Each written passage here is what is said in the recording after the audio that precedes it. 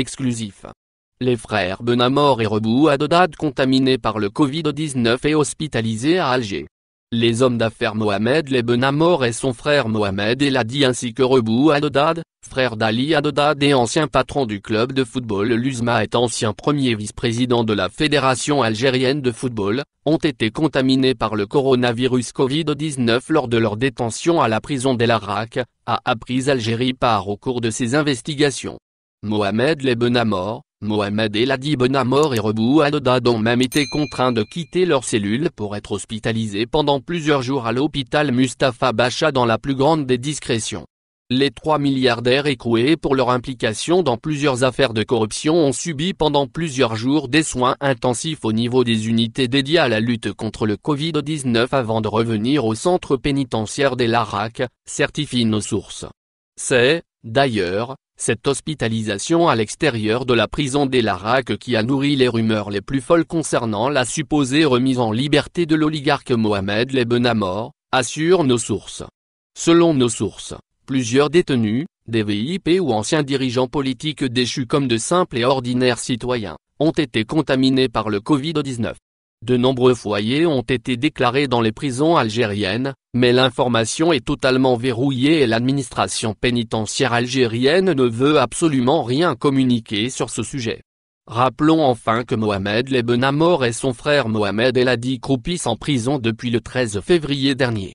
Quant à Rebou Haddad, il a été incarcéré le 1 mars dernier par le tribunal de Bir Mouradreh. Nouveau scandale à la DGSN où des hauts responsables tentent d'étouffer des enquêtes sur un promoteur immobilier impliqué jusqu'au cou dans plusieurs affaires de dilapidation de deniers publics. Il s'agit du promoteur Khalili Souleiman qui est placé par la justice de la wilaya de Mostaganem sous contrôle judiciaire en raison de son implication dans une affaire de détournement d'un terrain forestier situé tout près de la plage de Sidi Lakhdar, l'une des plus belles plages de la côte algérienne. Cette affaire connue sous le nom du scandale des camps de toile a fait couler beaucoup d'encre à cause de l'implication de plusieurs directeurs exécutifs de la wilaya de Mostaganem qui se retrouvent également sur le banc des accusés après avoir été placés par la justice sous contrôle judiciaire. Parmi les personnes impliquées, nous retrouvons un responsable de la direction de la réglementation et affaires générales de la wilaya, une directrice du tourisme, un autre responsable de la conservation des forêts, le directeur de l'investissement, le chef de l'ADERA de Sidi Lakhdar et enfin les 3 maires des communes côtières de Sidi Lakhdar, Hadjadj Ben Abdelmalek Ramdan. Cette affaire est toujours en cours d'instruction au niveau du parquet général du tribunal de Mostaganem et la direction générale des forêts a gelé, depuis l'éclatement de ce scandale, toutes les activités des camps de toile en attendant la décision finale de la justice. Il faut savoir également que le promoteur Khalili Souleiman est impliqué dans une affaire de morcellement d'un terrain agricole dans la commune de Mazagran d'une superficie de 16 hectares. Un trafic qui lui a permis de revendre en toute illégalité plusieurs lots de terrain de 100 mètres carrés. Mais, comme pour la première affaire des camps de toile, des responsables de la DGSN notamment le chef de la sûreté de la wilaya de Mostaganem, Amouni Mohamed, épaulé par des dirigeants de la police algérienne proches de Khalifa Lounissi, l'actuel premier patron de la police algérienne, tente de ralentir les investigations de la justice et bloque plusieurs enquêtes confiées par des magistrats au service de la police judiciaire de la DGSN afin de perturber le travail du parquet général. Malheureusement, nous avons découvert au cours de nos investigations que plusieurs volets de ces scandales ont été enterrés dans les bureaux de la sûreté de wilaya de Mostaganem avec des rapports bidonnés et falsifiés dans le but de protéger le promoteur Khalili Souleiman. Comme par hasard, plusieurs hauts cadres de la DGSN habitent dans des appartements situés dans une résidence de logement promotionnel, située au centre-ville de Mostaganem. Des appartements réalisés par Khalili Souleiman. Après avoir recommandé un confinement total pour les jours de l'Aïd, le Haut Conseil de sécurité, réuni samedi, a décidé de maintenir les mesures actuelles. Il n'y aura donc pas de confinement total. Face aux arguments du comité scientifique, la présidence de la République a opposé des arguments politiques et économiques. Il s'agit probablement d'une manière pour les autorités d'éviter d'en rajouter à une situation difficile. Sans le dire, le gouvernement est visiblement dans la gêne. En plus de ne pas pouvoir imposer un confinement strict, il se trouve souvent désarmé devant les drames sociaux que le confinement partiel provoque sur des pans entiers de la société. Des milliers de travailleurs journaliers se sont retrouvés, du jour au lendemain, sans ressources.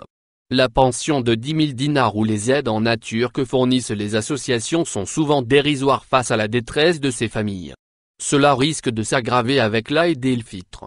Mais en laissant les mesures actuelles, les autorités permettent ainsi à ces catégories de respirer en s'adonnant à de petits commerces qui peuvent suppléer une hypothétique contribution de l'État. Sauf que cela n'arrange rien à la situation. Les professionnels de la santé ne cessent de tirer la sonnette d'alarme sur l'absence de respect des mesures sanitaires actuelles.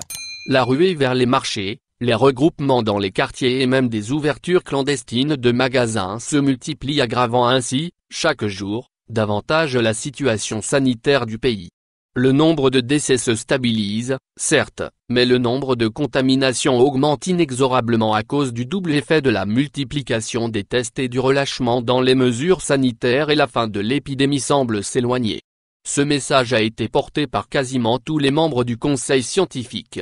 À commencer par le ministre de la Santé, Abderrahmane Ben Bouzid, qui avertit, ces derniers jours, sur la nécessité de respecter les mesures barrières.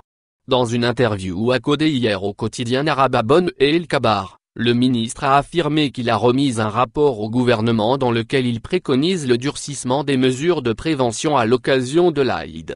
Dans le même sens, les membres du comité scientifique, Mohamed Bekat Berkani et Mohamed Belhoussine, ont également multiplié les sorties médiatiques pour attirer l'attention des populations sur les risques d'un relâchement généralisé qui peut provoquer une nouvelle vague épidémique que les structures de santé ne pourront pas supporter.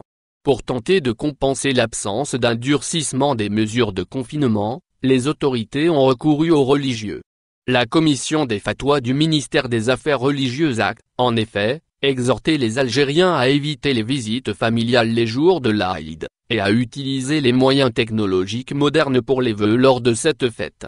Mais les avis de cette commission, qui a été notamment utilisée pour légitimer l'interdiction des prières collectives, n'ont souvent pas beaucoup d'impact sur la population. Face à ce camouflet politique, les membres du Conseil scientifique semblent se résigner. Nous ne donnons qu'un avis scientifique. Mais le gouvernement a d'autres considérations, admet Mohamed Belhoussine sur les ondes de la radio Chaîne 3. Lui et ses collègues comptent désormais sur la conscience des populations. L'appel à la responsabilité de tous est visiblement le point commun que partagent les scientifiques avec les politiques. Affaire du décès de la femme de Saint Wafa Boudissa, suspension du directeur de l'hôpital de Ras El Oued. Les premières conclusions de l'enquête menée sur le décès de la femme médecin Wafa Boudissa tombent. Et les premières sanctions en conséquence tombent sur la tête du directeur de l'hôpital de Ras El Oued, Abor Djibou Arorij, suspendu de ses fonctions pour violation des décisions de l'État, notamment pour avoir gardé en poste de travail une parturiente, médecin de son État, en pleine crise sanitaire de surcroît.